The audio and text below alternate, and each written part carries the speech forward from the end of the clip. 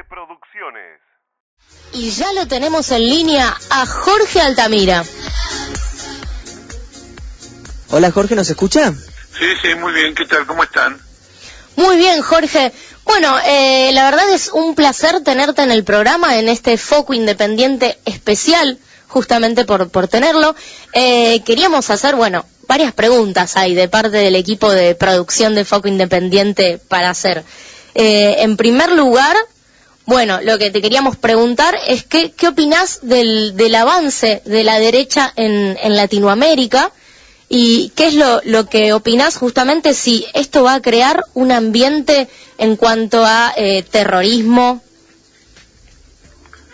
Bueno, en primer lugar, el tema del avance de la derecha hay que tomarlo con cierto cuidado, porque son reacciones desesperadas de los grandes grupos financieros frente a una situación que les resulta cada vez más desfavorable a nivel mundial.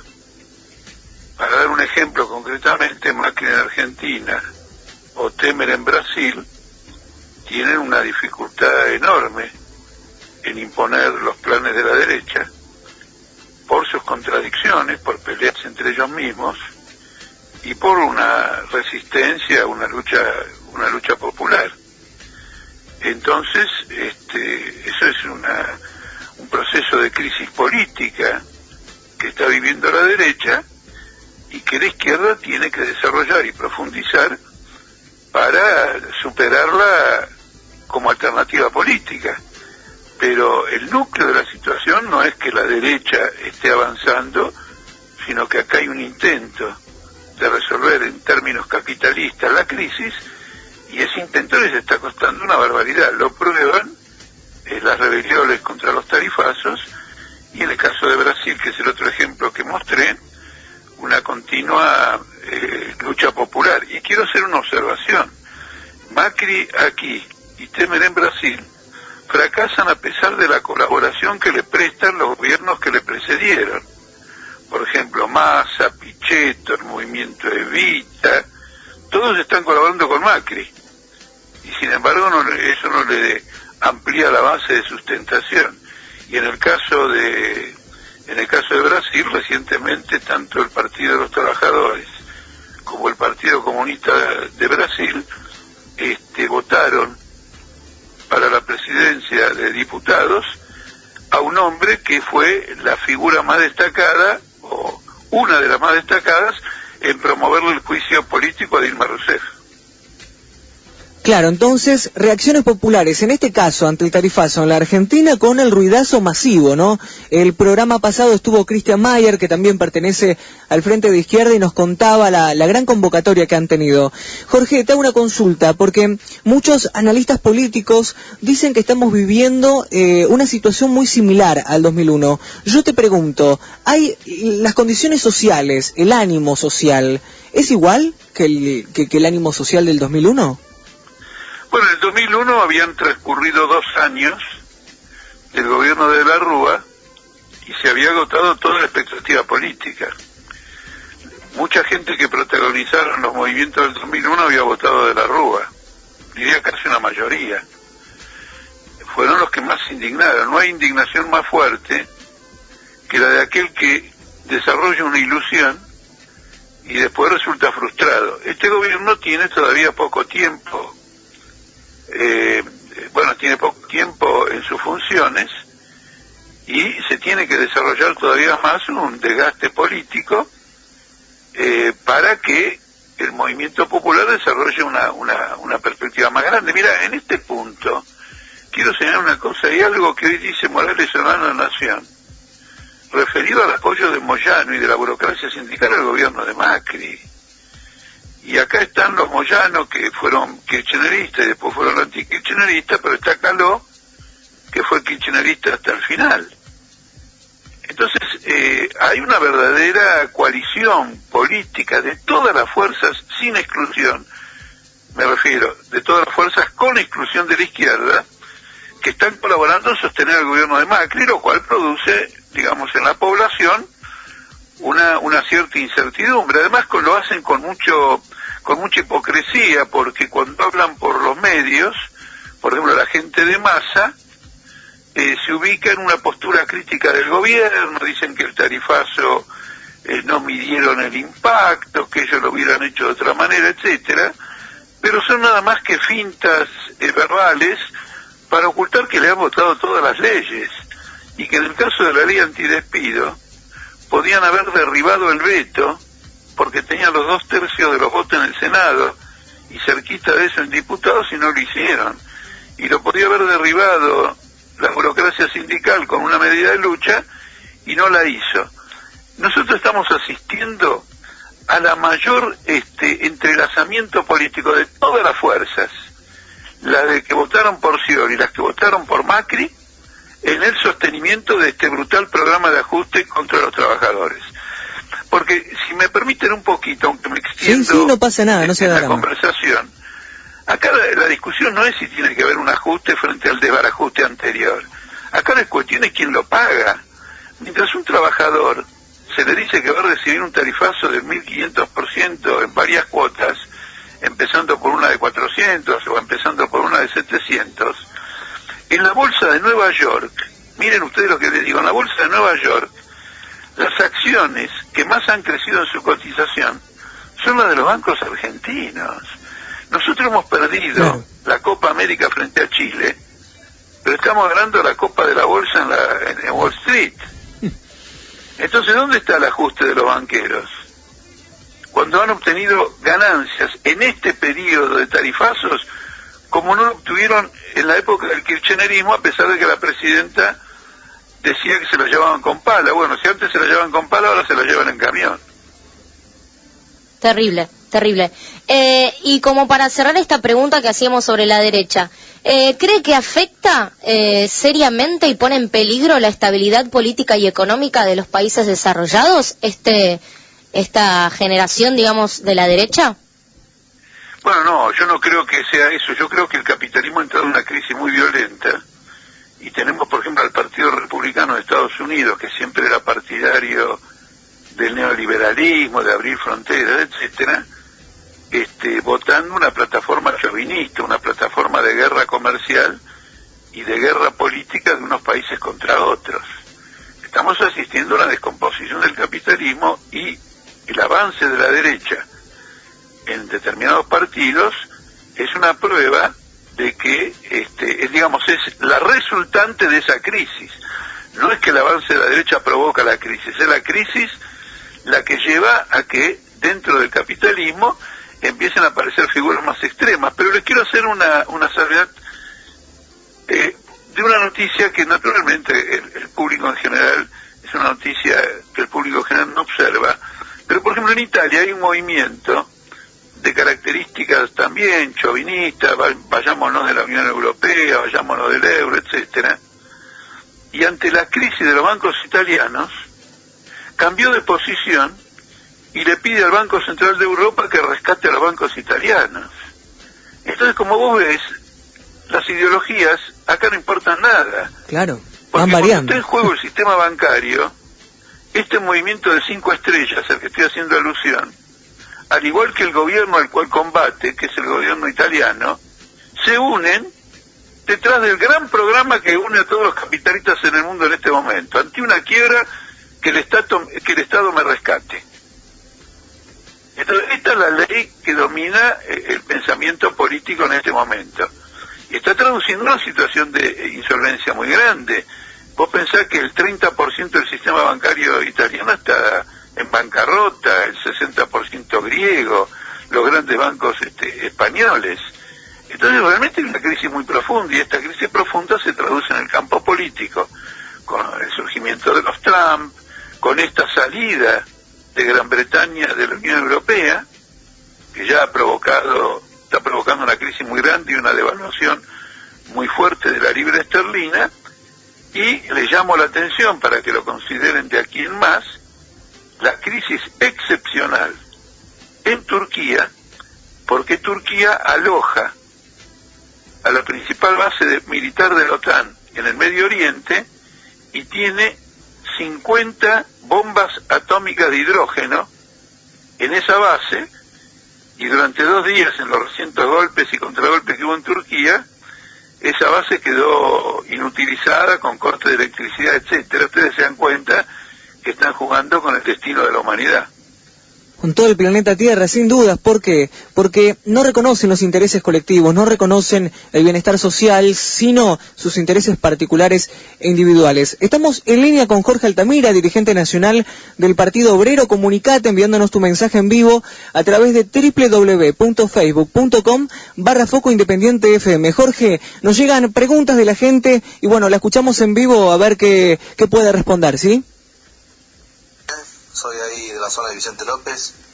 Macri dijo que llega el mejor momento de la Argentina. Mi pregunta sería, ¿cuándo vendrá? Porque cada vez me parece que estamos peor. Gracias. Era esa la pregunta de Juan José de Vicente López. Y bueno... Yo lo que entendí, porque estaba muy bajito, es cuándo va a venir que este es el peor momento de Argentina. No, de que Macri dijo que iba a venir el mejor momento de la Argentina, y el oyente pregunta cuándo vendrá, ¿no? Porque la gente la pasa mal. Eso es palabrerío. Eso es palabrerío. El tipo no tiene nada en la mano. Mira, yo les quiero comentar una cosa. Kicillof le pagó $10.000 millones al Club de París y aseguró que con ese pago iban a venir inversiones extranjeras. Porque las inversiones extranjeras en Europa dependen mucho de las compañías de seguro del Estado, porque esas compañías justamente les dan un seguro de que si su inversión por algún motivo fracasa o tiene problemas, esas compañías de seguro del Estado lo cubren. Ahora estas compañías de seguro del Estado, que no han dado ningún seguro y no ha venido ninguna inversión de ningún carácter, dicen que Argentina primero tiene que resolver los conflictos que tiene en el CIADI. El CIADI es un tribunal que sustituye a la justicia del Banco Mundial, y cada vez que hay un conflicto entre una compañía extranjera y un Estado, se dirime ahí y siempre pierde el Estado, especialmente si es el Estado de un país débil económicamente. Tenemos unos 10 litigios todavía pendientes ahí, probablemente sumen unos 8.000, 7.000 millones de dólares. Es decir, que nos están pidiendo que gatillemos 8.000 millones de dólares más a los 10.000 que hemos gatillado para los fondos buitre, a los 10.000 que hemos gatillado para el Club de París, para entrar a considerar si vienen inversiones. Bueno. Ahora, ¿cómo van a venir inversiones? De un modo general, porque en algún lugar siempre hay un negocio, el capitalismo es un sistema muy dinámico, pero de un modo general, ¿cómo vamos a tener inversiones si el mundo está pasando por una severa crisis de sobreproducción? Sobreproducción de acero, sobreproducción de automóviles, sobreproducción de aluminio, sobreproducción de cobre. Es decir, vivimos una crisis capitalista mundial, entonces pueden haber siempre negocios localizados, pero la única forma de proceder a la industrialización de la Argentina es que el poder político asuma ese objetivo, y para que el poder político lo asuma, tiene que estar la izquierda en el gobierno, tienen que estar los trabajadores en el gobierno, y tienen que dotarse de instrumentos que les permitan hacerlo, y no como ocurre ahora, en que los bancos están cobrando por prestarle al gobierno a través del Banco Central tasa de interés del 32%. A ver, ¿quién se puede financiar y quién puede invertir al 32% de interés? Es una locura. Y como a esa tasa de interés el Estado a través del Banco Central se está endeudando, significa que estamos acumulando una deuda absolutamente fabulosa, cuya cifra, ya les digo, se acerca a los 600.000 millones de pesos. Es una locura. Entonces Macri lo que tiene que explicar es cómo va a hacer para pagar esa deuda del Banco Central de 600.000 millones de pesos sin desatar una hiperinflación, en lugar de andar hablando pavada de que va a venir en el semestre, el próximo semestre, el otro semestre, ¿no es cierto? Este es el punto fundamental. Y además, en los próximos semestres van a continuar los tarifazos, porque aún no se han completado, por ejemplo, algunos tarifazos como el de la luz, ¿no es cierto? Sí, el de la luz. Ya se han establecido, pero el impacto lo vamos a ver cuando avance la primavera, cuando se acerque el verano. Claro. Va a ser el mismo impacto que tenemos ahora. En el gas.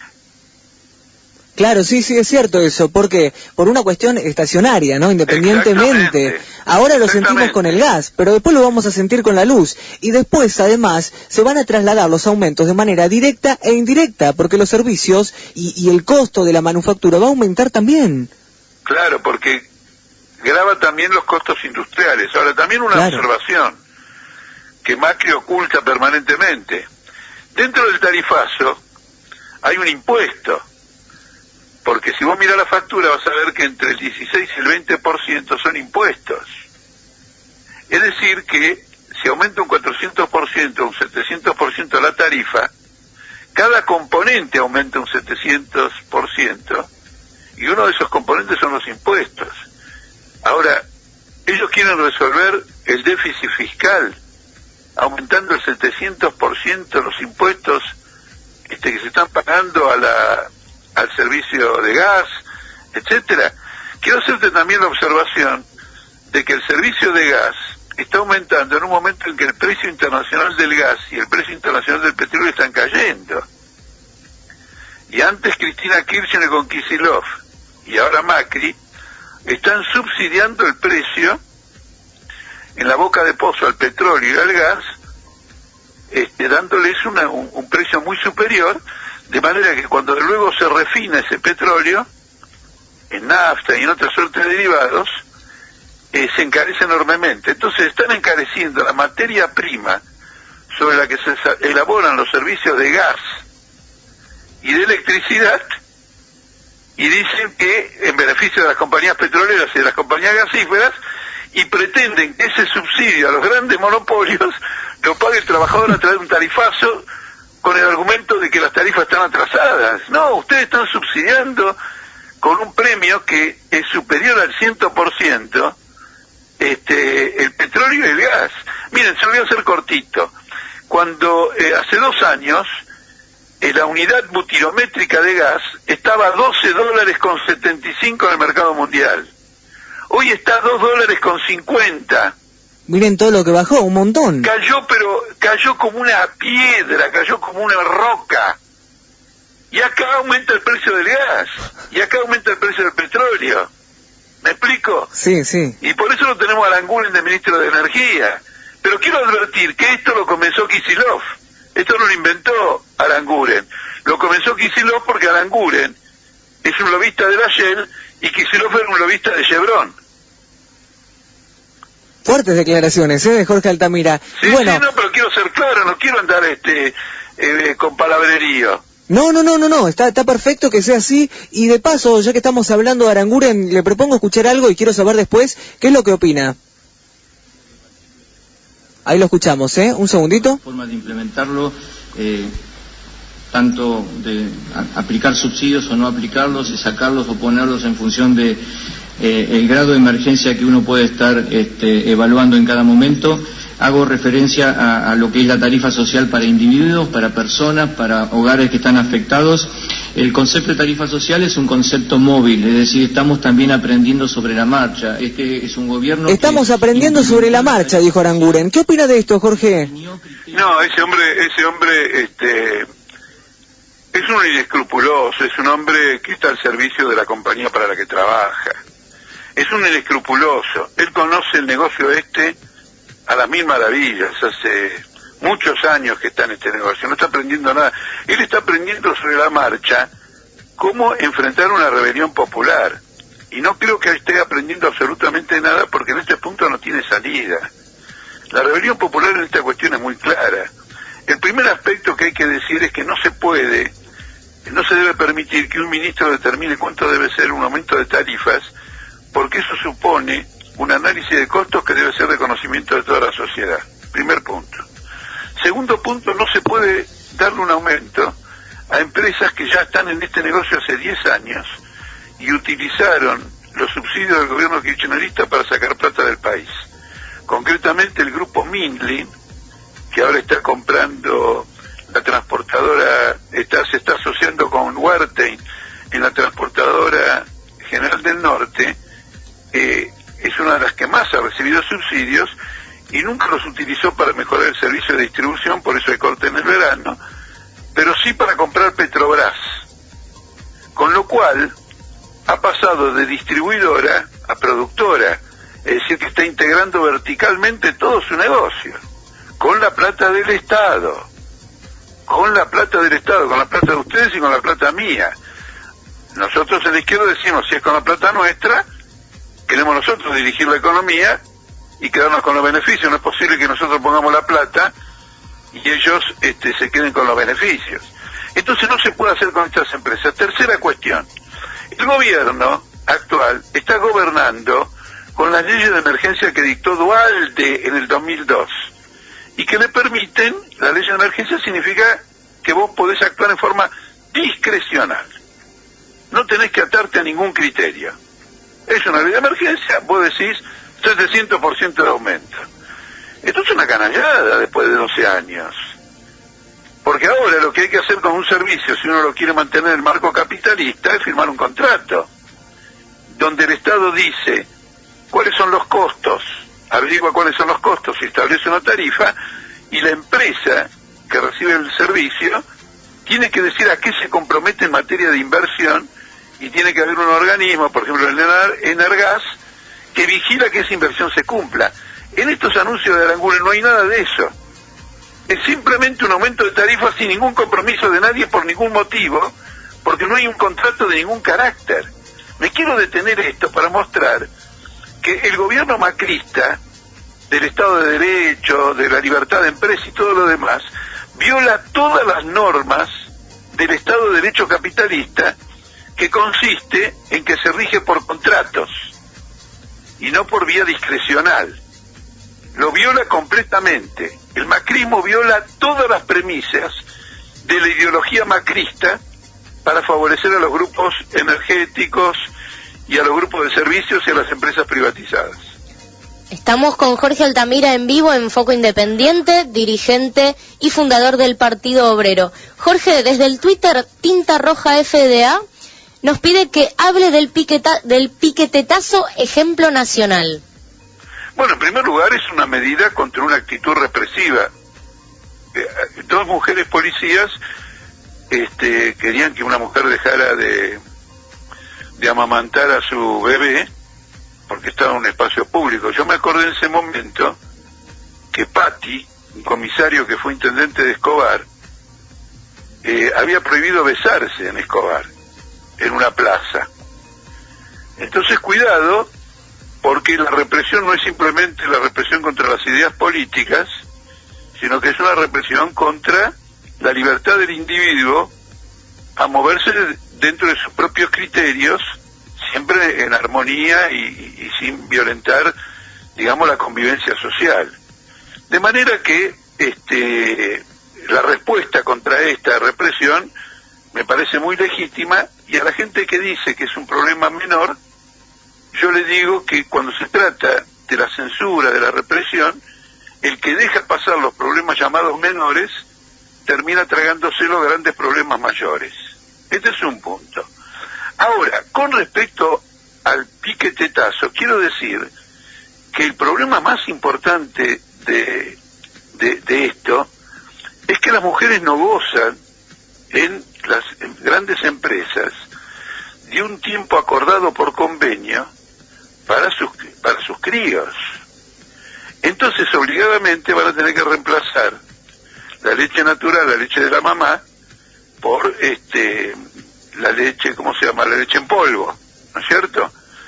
Acá tenemos dos cosas. En primer lugar, que afecta a la alimentación de los niños, porque no es natural. También la interacción madre-hijo, pero no nos debemos olvidar que vivimos bajo el capitalismo, y para Danone y para Nestlé la leche en polvo es más importante que la leche de mamá. Es más, la leche de mamá es competidora de la leche en polvo y ellos quieren meter la leche en polvo. Hay experiencias en África en que lo han hecho en forma completamente inescrupulosa, aprovechando en algunos países de África la debilidad del movimiento popular. Así que, digamos, valoro todo esto, pero llamo la atención para el hecho de una lucha más decidida por los derechos de la mujer en sus labores cotidianas fuera de casa. Tiene que poder amamantar a su bebé cuando está trabajando, tiene que haber un espacio, tiene que haber, ¿cómo se llaman los lugares? Ay, se me escapa ahora. Centros ¿Dónde están los chicos chiquitos? Bueno, jardines. Está bien, sí, maternidad, guardería. Sí, ¿no es cierto? Tiene que haber en las empresas, tiene que haber. sea feminista y defienda los derechos de la mujer, tiene que comprender que la defensa de los derechos de la mujer en aspectos absolutamente vitales pasa por un combate contra el capitalismo, que quiere a la mujer laburando sin derechos y quiere a la mujer no amamantando para que el negocio de las grandes lácteas internacionales prospere. ¿Hay intenciones, por lo menos del Frente de Izquierda, de presentar un proyecto legislativo, por lo menos para que regularice esta situación o que cubra este vacío legal de las maternidades o de los centros de guarderías dentro de las empresas, donde se cumpla una función vital, instintiva, como es la lactancia? Yo creo que sería muy bueno presentar un proyecto de ese tipo y promover una movilización, pero quiero advertirles que la principal oposición la vamos a tener de la burocracia sindical, claro, que va a decir eso no es incumbencia del Congreso, eso lo tenemos que arreglar nosotros, porque ellos tienen un arreglo con las patronales para no ampliar los derechos de los trabajadores. Ahora hay varios convenios que están en discusión y las patronales están aprovechando la falta de trabajo para cercenar derechos ya consagrados. Con esto quiero decir que no solo buscan que el aumento de los salarios sea considerablemente menor que la inflación, sino que se anulen derechos obtenidos en otro momento. Yo anoche estuve en un festival que organizó el Partido Obrero de Merlo y tuve oportunidad de conversar con los trabajadores de Pirelli y ellos me destacaron mucho el intento de las patronales como Firestone, como FATE, bueno, como la propia Pirelli y otras más, que quieren cercenar cláusula de convenio, y el sindicato, que ahora está en manos de sectores luchadores y no burocráticos, va a enfrentar esta tentativa firmemente. En este contexto de despidos, de patrones envalentonados, ¿no?, por la situación económica, un oyente nos hace una pregunta que refiere a esto y te propongo que lo escuchemos, Jorge. Hola Jorge, en los últimos meses se conocieron datos del Banco Mundial que ranquean a la Argentina en el primer lugar de los países en desarrollo con empleos automatizables, con aproximadamente el 60% de empleos automatizables en el corto y mediano plazo. Quería saber cuál es tu opinión sobre este fenómeno que no solo ocurre en Argentina, sino se está desarrollando a nivel mundial, y cuáles son tus propuestas a corto y mediano plazo para solucionar este problema. Bueno, en la medida en que el desarrollo tecnológico ahorra el tiempo de trabajo necesario para producir una unidad determinada, lo que hay que hacer es reducir la jornada laboral sin afectar el salario, para que ese progreso tecnológico no redunde en una desocupación o en despidos masivos. ¿No es cierto? Claro. Es decir, cada vez más se nota que el progreso tecnológico entra en contradicción violenta con el desarrollo social bajo el capitalismo, porque mientras en el pasado se reemplazaba una forma de producción, digamos, agrícola por industrial, luego servicios, es decir, había un avance en el desarrollo de las fuerzas productivas, ahora el desarrollo tecnológico va acompañado hasta cierto punto de un retroceso de esas fuerzas productivas. Tenemos que preservar a los trabajadores, y entonces allí donde el proceso tecnológico quiere avanzar con todo lo que significa el incremento de la productividad y de la ganancia para el capitalismo. Por ejemplo, en una época que había una acería en San Nicolás del Estado que tenía 11.000 trabajadores y producía X cantidad de acero. Ahora produce 4 veces más y tiene 3.500 trabajadores. Entonces imagínate el nivel de ganancias que tiene. Claro, los márgenes. La respuesta a la clase trabajadora, reducimos la jornada laboral. Reducimos la jornada laboral a 6 horas, pero seguimos cobrando como antes 8, con la vigencia de todos los convenios colectivos de trabajo. Es la pelea por participar del beneficio del avance tecnológico. Y esto nos plantea el tema mucho más profundo de la importancia del socialismo para recoger todos los avances tecnológicos y desarrollarlos en armonía con el desarrollo social, con el tiempo de ocio, etcétera. No solo afecta a los despidos, también afecta a los trabajadores mayores, porque hay una tendencia a despedirlos y a cercenar las conquistas que han tenido y reemplazarlos por trabajadores jóvenes con planes de primer empleo, etcétera, que consisten en un subsidio a las patronales para que tomen trabajadores, digamos, de 18 a 25 años. En la General Motors de Estados Unidos, el costo laboral de un obrero hasta la crisis mundial de 2008 era de $70.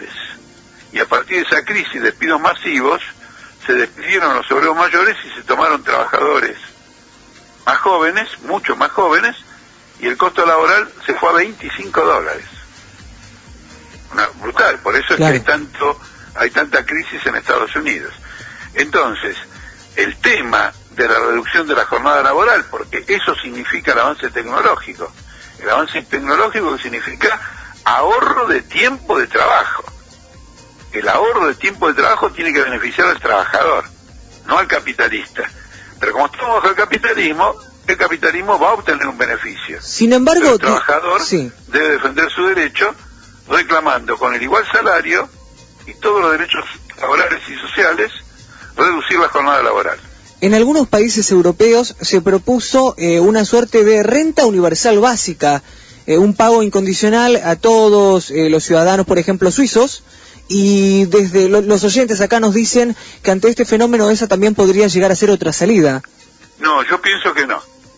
¿Por qué? Nosotros no debemos permitir que el destino del ingreso del trabajador quede en manos del presupuesto del Estado, que se dedica a rescatar a los bancos, caen en déficit fiscal, cae en la deuda pública y después dice que no te puede dar lo que dio porque no hay más plata.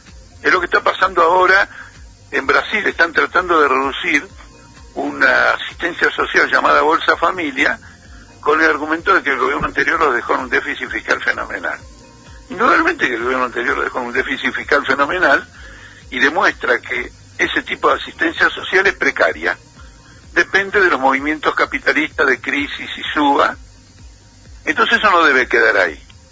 Esa conquista debe estar bajo el control del trabajador. Y la forma de estar bajo el control del trabajador es que el trabajador esté trabajando. En lugar de 8 horas, en lugar de 10 horas, 6 horas. Pero él la tiene, la conquista. Está ahí.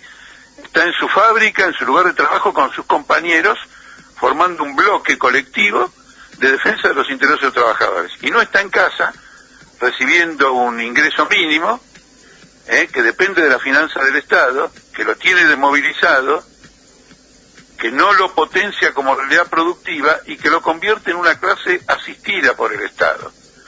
Una clase obrera asistida por el Estado pierde su potencial de transformación social.